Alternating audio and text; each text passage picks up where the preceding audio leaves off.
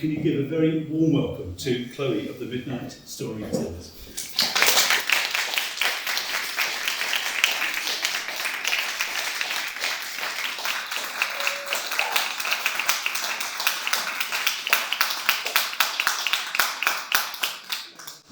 Oh God, you're going to be trouble, aren't you? Yep. Yeah. I am so happy to be here. Right, some of you don't know my work, so I'm going to just explain a couple of things. I am Chloe of the Midnight Storytellers. Please do not worry about that word midnight. I don't talk until midnight. It just feels like it. And also, if you don't know my work, this is real live storytelling. I'm not going to read to you from a book. This is genuine verbal jazz. So I've prepared it, but I don't write it down. Anything can happen in the next 55 minutes.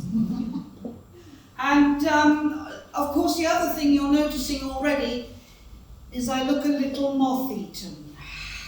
Yeah? That's what 3 lots of chemotherapy will do to you, and I don't care. Look, I've got the bling on, and I'm so happy to be here, and I'm so happy to see all of you. Welcome to the show. Now, this is Space Aliens Ate My Story. Basically, I've written myself a license to go into the strange and the original, the odd, the outrageous, the otherworldly. Alright, we'll see what happens. I've got a set list, but I can change it at any moment.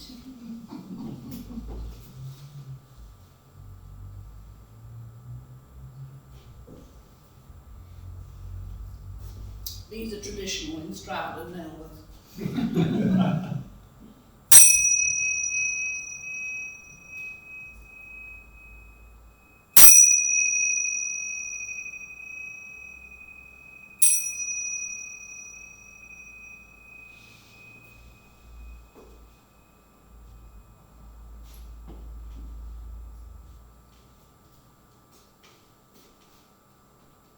It was a grey and muggy morning in the city of Venice. Clouds were low in the sky. It was the kind of morning where if you sat still you felt the chill, but the moment that you moved you oozed sweat. Pigeons scattered across St. Mark's Square. The 7 fishermen and their servant boy made their way to work. They climbed into their tatty old motorboat and wrestled the engine into life and chugged away down the Grand Canal, past the Arsenale and out into the Venice Lagoon. They went past Murano, the island of glassmakers. They went past the island of the dead, averting their gaze. And they steered their old boat, as they did every morning, to a very small island, one of the many that dot the Venice Lagoon. I'm not even sure they're on the charts. And on this tiny little island was a ruined villa and an overgrown garden that the fishermen had taken over many years before. They got their boat to the end of the long wooden jetty and they took their servant boy and put him up on the jetty and they said, "Lad, we'll be coming in for our rest, for our meal at noon, and you better have it ready. And you better have it just the way we like it. We want pasta al dente, we want spicy sauce, we want cold wine, and woe betide you if it's not done just the way we like." The boy was no more than 12 years old. He still had bruises from the days when his masters did not like his preparation of their midday meal. They left him there, they turned the boat around, they went out into the lagoon, and now the sun was breaking through those clouds and the day was heating up. The fishermen cast their nets, reeled them in, and cast their nets, reeled them in. They were catching nothing. It was as if all the fish in the Venice Lagoon had vanished. They were on their way, those fishermen, to being in a foul mood when the man keeping lookout in the prow gave a shout. He'd seen something floating in the water. And not for the first time in the Venice Lagoon, the something in the water turned out to be a dead body. Once she had been beautiful. She still wore her silvery ball gown. There were jewels, diamonds glittering at her ears, around her neck, bracelets, everything. Straggles of long dark hair curled across what remained of her face. The fish had had plenty of time to nibble. The fishermen didn't care what she looked like. They knew they'd get a reward for taking her back to the city, back to her family. So they hauled her into the boat, and then of course they thought no one needed to know that those jewels hadn't slithered off her and sunk to the bottom of the lagoon, so they stripped the jewels from her and filled their pockets. And then, seeing as the poor woman wasn't going to get any deader, they folded her up and stuffed her under a seat and put an old tarpaulin over her. I mean, as the day warmed up, they really didn't want to have to smell. And then it was time for lunch. So they steered back to the end of the long wooden jetty and moored up, and as they got out, and their heavy sea boots went thunking and clunking up the planks towards the garden, the fishermen thought up a practical joke to play on their servant boy. The lad was waiting for them. "Masters, I've done as you asked. It's all ready, just as you like." And the fisherman said, "Boy, we've got another guest for lunch." There was a lady who'd fallen overboard from some ship. We took her into the boat, but she'd had such a fright that she's needed to sleep, and she's still asleep in our boat now. So, boy, we want you to go and wake her up. Go and wake up the lady and bring her to us for lunch.